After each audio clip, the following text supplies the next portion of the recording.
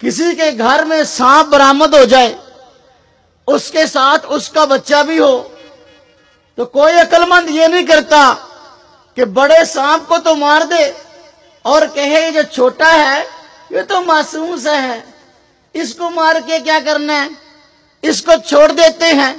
नतीजा क्या होगा?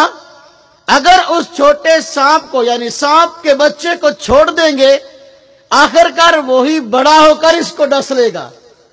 तो सगीरा गुनाह को इसलिए अपने नामा अमाल में छोड़े रखना कि ये छोटा ही है, कोई मसला नहीं है, आखिरकार यही बड़ा बन जाएगा।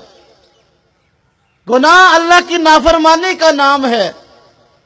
अल्लाह गुनाहगार को पसंद नहीं करते, हाँ उस गुनाहगार को पसंद करते हैं जिससे भूले से गुनाह हो जाए लेकिन तौबा कर ले। गुनाह ये इंसान से हो जाता है। रब ताला रहीम और करीम ज़ात है, उनको हमारी नेकियों की जरूरत नहीं है, हमारे नमाज रोजे की जरूरत नहीं है, लेकिन रब ताला रहीम और करीम है। कानून तो उनका ये था कि जो गुनाह करे उसको उस गुनाह की सजा मिले, लेकिन रब ताला ने करम फरमाते हुए, हम सब पे एहसान फरमाते हुए मगफरत के कई असबाब पैदा कर दिए। उन असबाब में से एक सबब का नाम तौबा है। जब आदमी गुनाह कर ले उसको मायूस होने की जरूरत नहीं है।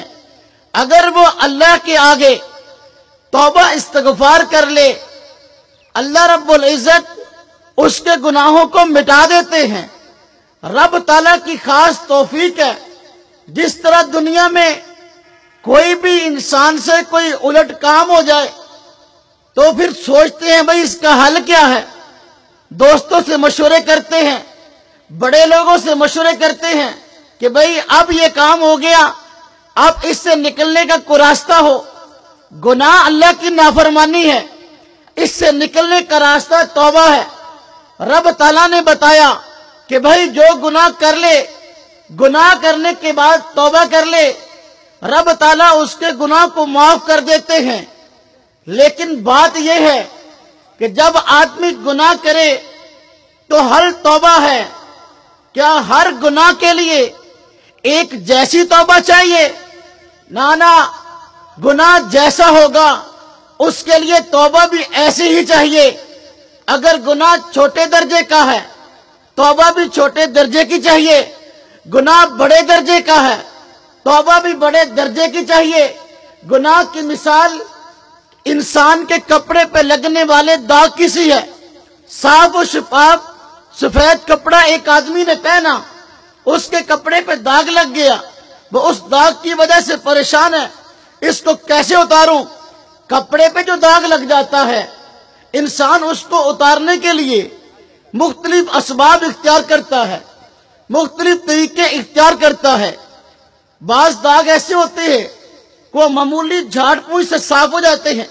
आप गली और बाजार में से गुजर रहे थे, आपके कपड़ों पे मिट्टी पड़ गई, धूल पड़ गई, आपने देखा सफेद कपड़े हैं, उनके ऊपर धूल पड़ी है, आपने कपड़े को झाड़ा, धूल दूर हो गई, कपड़ा दोबारा साफ और शफाफ हो गया। आप बाजार से गुजर रहे थे, देखा कि एक जगह पे गारा था, तो करीब से गाड़ी गुजरी, उसने छींटे आपके कपड़ों पे डाल दिए। अब ये दाग कपड़े पे लगा, लेकिन आपने झाड़ा, वो फिर ना उतरा। अब इसके लिए धोने की नौबत पेश आई। आपने नल के नीचे, टूटी के नीचे, पानी के नीचे अपने कपड़े को रखा और धोया तो बिल्कुल साफ हो गया। बाज दाग ऐसे होते हैं कि वो बिल्कुल थोड़ा सा मामूली धोने से साफ हो जाते हैं, लेकिन कई दाग बड़े पक्के होते हैं। मसलन एक है सिंपल मिट्टी गिरी लग गई, वो तो थोड़ा बहुत धोने से साफ हो जाती है, लेकिन अगर गार स्याह रंग की लग जाए उससे क्या होता है, आमतौर पर महज धोने से मलने से दाग उतरता नहीं है, उसके लिए साबुन की जरूरत पड़ती है। साबुन लगाते हैं, मलते हैं, उसके बाद दाग उतर जाता है। کئی داغ ایسے بھی ہوتے ہیں صابن بھی استعمال کر لیں وہ پھر بھی نہیں اترتے، ان کے لیے کوئی اور ہیلا استعمال کرنا پڑتا ہے۔ آپ کے کپڑوں پہ چائے گر جائے، چائے اگر تھوڑی سی پرانی ہو جائے کپڑے پہ گری ہوئی، عام طور پر صابن سے نہیں اترتی، تو پھر کیا کرتے ہیں؟ کہتے ہیں بھائی کہ اور ہیلا اختیار کرو اس داغ کو اتارنے کے لیے، مثلا اس کے لیے بلیچ استعمال کر لو، اس کے لیے لیکو استعمال کر لو، میٹھا سوڈا استعمال کر لو۔ اب دیکھیں جیسا داغ تھا اس کو اتارنے کے لیے ایسا ہی سبب اختیار کیا گیا، گناہ جیسا ہے اس کے لیے ایسی ہی توبہ کی ضرورت ہے۔ توبہ رب تعالیٰ کی رضا کا ذریعہ ہے۔ اللہ کے نبی صلی اللہ علیہ وسلم نے ارشاد فرمایا کل بنی آدم خطاؤن، سب آدم علیہ السلام کی اولاد گناہگار ہے، ہاں فرمایا خیر الخطائین التوابون، بہترین غلطی کرنے والوں میں، گناہ کرنے والوں میں وہ لوگ ہیں جو گناہ ہونے کے بعد توبہ کر لیتے ہیں۔